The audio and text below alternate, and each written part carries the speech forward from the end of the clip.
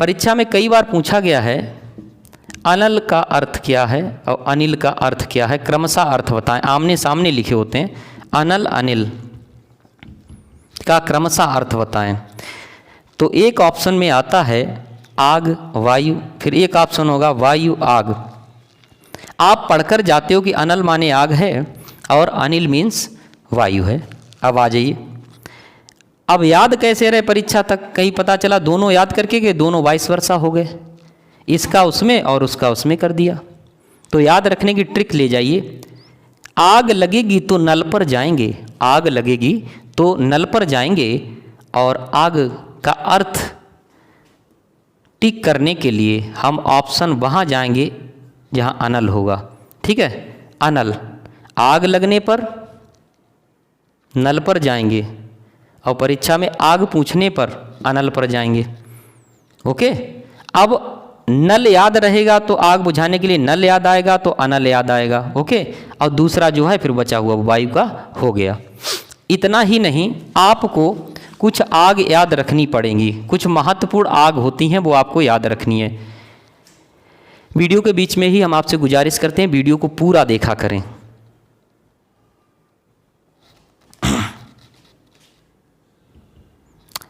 प्रमुख आग सुन लीजिए आज। देखो, एक आग लगती जल में, मैं शॉर्ट में लिख देता हूँ, जल में।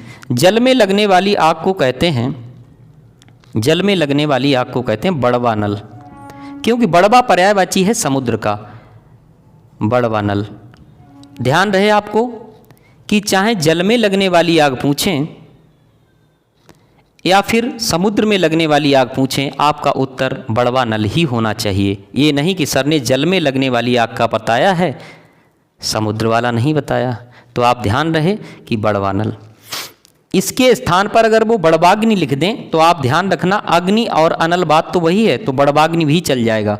जल में लगने वाली आग, दूसरा वन में लगने वाली आग, वन में लगने वाली आग।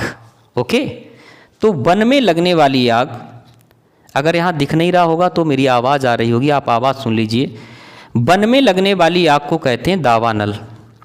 दावा या दाव जंगल को कहते हैं और उसमें दीर्घ संधि होकर बन गया शब्द दावानल। तो दावानल जो होता है वो जंगल में लगने वाली आग का अर्थ देता है। अब एक आग और बचती है, उसे कहते हैं जठर। जठर शब्द से बनेगा जठरानल। इसमें आप नोट कर लीजिए, पेट या उदर में लगने वाली आग जठरानल, पेट या उदर में लगने वाली आग को जठरानल कहते हैं। ये तीन आग बहुत महत्वपूर्ण हैं, आप इनको याद रखिए। ठीक है, बड़वानल, जठरानल और दावानल। ठीक है, ओके। अगला लेते हैं, अनल पावक, पवित्र बनाती है चीज़ों को, पकाती है चीज़ों को। दहन, दाह इसी में होता, जलाया इसी में जाता। तिनकों को जलाने वाली के अर्थ में कृशाणु कहा जाता है। हुताशन, आहुतियाँ डालते हैं उसके लिए आसन बनता, हुताशन।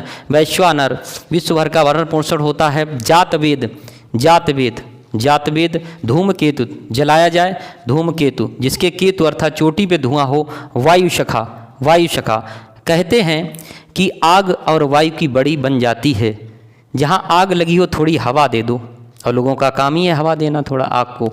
तो आइए जानते हैं कि जब हनुमान जी ने लंका जलाई थी तो ये बात ध्यातव्य है कि चले मरुत 49, वहाँ एक पवन नहीं चल रही थी। अभी तो हम केवल इतना जानते हैं, बोलते पूरब जा रही पुरवाई, पश्चिम जा रही पछियावा, और इधर उत्तरारी दक्षिणारी, यही समझे सुने हो।